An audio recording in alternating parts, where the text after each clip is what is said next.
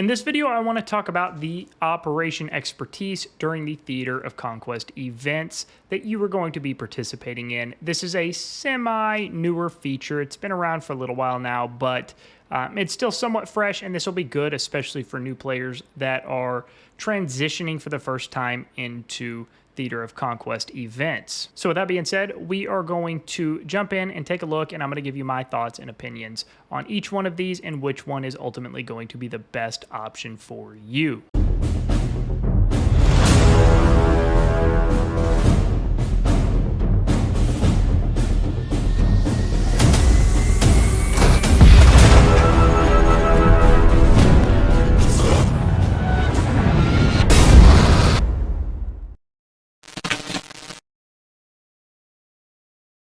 Welcome back, guys. I hope everybody is doing well. As we all know, when we transition into the Theater of Conquest phase of the games and just the start of Theater of Conquest events in general, generally at the very beginning, it's kind of chaos. Everybody's getting established on the map. People are building, people are fighting. There's a lot going on. So I want to try to take at least one thing off your plate and one decision that you don't have to worry about or think about prior to getting involved in all of it. So we're going to jump in, start talking about the different operation expertise options and which one is ultimately going to give you the best return during your Theater of Conquest event experience. Now, here's the operation expertise homepage, and as you can see here on the left side of your screen, there's going to be three different options you can choose from: combat engineering, command tactics, and elite operatives. Now, starting with combat engineering, you can see we're going to have three different kind of features here. And this is all going to be in a condensed down explanation to simplify this for you in a very basic way so you don't, again, have to do much thinking, and it's kind of all just laid out for you. So you're going to have combat drones, you're going to have an anti-air turret, and a field turret. You can pick and choose which one you want to actually build or construct, during the actual Theater of Conquest event. And then we've got the third kind of section here, which is generous offer. You may receive a daily free training quota that doesn't cost military funds, but uses only reserves. Now, we're going to kind of get into this a little bit more in detail after we go through the other two. So for command tactics here, you can see we have reserves, camp, air assistance, and then operational efficiency. All right, and then going over to elite operatives, we have hostile enrollment. While this skill is active, you can enroll a certain percentage of enemy reserves you eliminate in the field up to its limit. Rapid deployment, you can spend reserves and military funds to instantly max out an inactive troop in your base.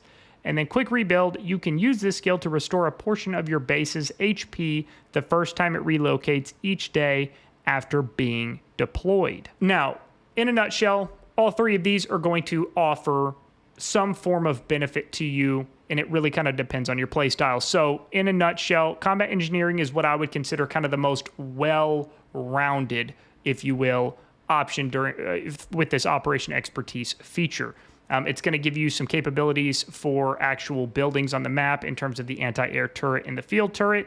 It's going to give you combat drones, which you can actually deploy up to 3 at a time, and you can attack enemy turrets. You can attack enemy units, pretty much whatever you want. If it's able to be attacked, you can attack it with these combat drones. They train fairly quickly. They don't cost a lot to actually train. And they can be semi-effective. They're not going to yield you a ton of kills, but they do have their benefit. I have also personally got a lot of benefit out of these turrets. Not so much the anti-air turret, but the field turret has actually been a pretty solid option for me. It gets me a lot of kills.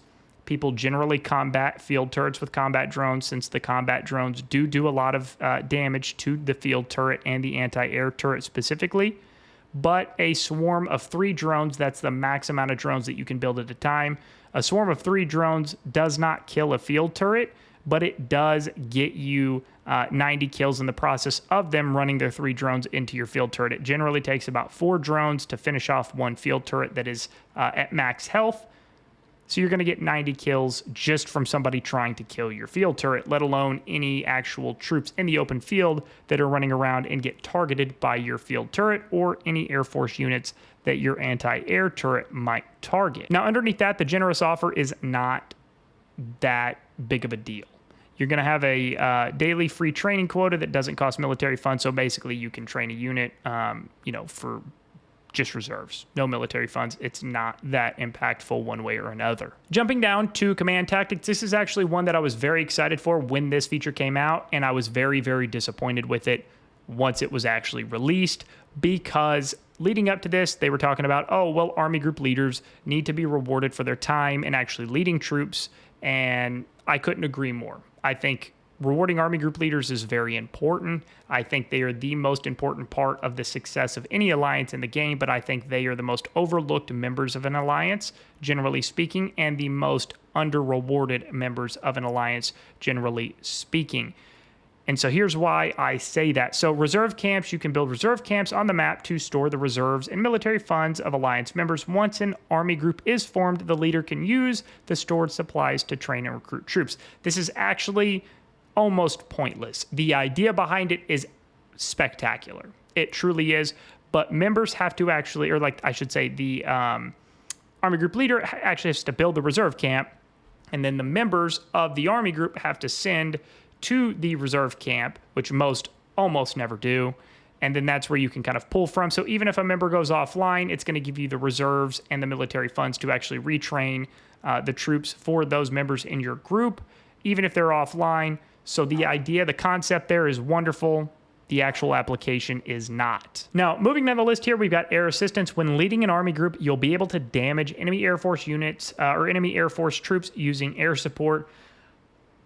I mean, it's helpful. I'm not going to say it's not. It's not game-changing by any means. It's not going to be just so pivotal that, you can't live without it. So it's like, meh. And this last one is where I was extremely, extremely disappointed in this actual operation expertise option.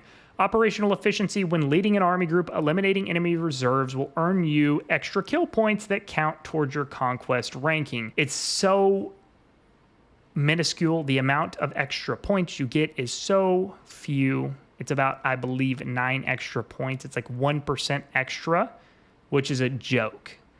They were basically trying to motivate people to lead army groups, and 1% extra point or extra points is, that's kind of insulting, actually. Kind of gives me the other or the opposite of the intended vibe or the intended effect. So basically what they're telling everybody by doing this is, yes, you're going to get a little bit extra, but it's going to be so minuscule that it's really still not even worth your time to use.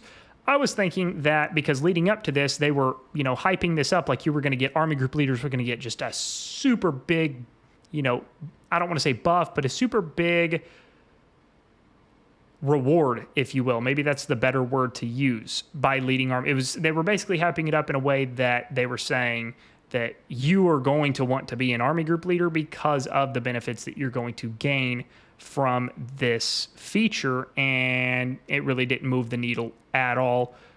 1%, I think 10% would be a better option. Hell, you could go, army group leaders are so vital to the success of an alliance, just generally speaking, especially at the higher levels, especially at the epic/legendary level. You could do, again, 10%, you could do 15%, you could do 25%. I think anything over that, it starts to get a little bit out of hand. But I think any of those 3 options would be a lot more beneficial and a lot more enticing and actually move the needle in terms of motivating more and more people to start actually leading army groups, which leads to bigger fights, which leads to more excitement in the game as a whole. And then the last one, elite operatives. This is a little bit more for like turtling or base defense, right? Especially with the, rapid redeploy, you can spend your reserves and military funds to instantly max out an active troop in your base. And then, of course, the quick rebuild, you can use this skill to restore a portion of your base's HP the first time it's relocated each day after being deployed. So that's an overview of each one of these operational expertise options. And in my opinion, the go-to one, or at least the most well-rounded overall best option, is going to be combat engineering. It's going to give you capabilities with the drones. It's going to give you some field turrets, which are going to give you passive amounts of kills. I just think it's going to give you a little bit more of an advantage than the other 2 options. I'm not saying the other 2 options are bad. If you are an army group leader, you are still going to get a little bit of a benefit by using the command tactics. Again, you're going to get the air assistance, which is certainly a benefit. It's not game changing, but it is absolutely helpful. You're going to get a little bit of an extra kill point buff. Not much, in my opinion, not nearly enough, but it's still something. So if you are an active army group leader and you do enjoy doing that, you can at least get the benefit get an additional benefit from it. Even though it's not what you actually deserve or should get, it is something. So you can definitely go this route if you want to. And then for elite operatives, this is, of course, like I said, more of a base defensive situation. So if your team, is kind of on the losing side of an event, maybe this is a good option to go with. So you can restore base HP each day. You're going to be able to max out inactive troops, things like that. So really it kind of depends on the situation and the environment you're in, as well as what's going to actually benefit your play style the most. Combat engineering is going to be the most versatile, well-rounded of all of it. With that being said, let me know your thoughts and opinions in the comments below. Let me know which option you tend to gravitate towards and which one you think is the best, and tell me why, and it may help others in the community as well. As always, if you have access to Discord and are not already in our community Discord server, the link to that is going to be in the description of the video below. Click on that link. It will take you right into the community Discord server. Whether you are a new player or a veteran player, it doesn't matter. Absolutely everybody is welcome. As always, thanks for taking the time to watch the video today, and we'll see you on the next one.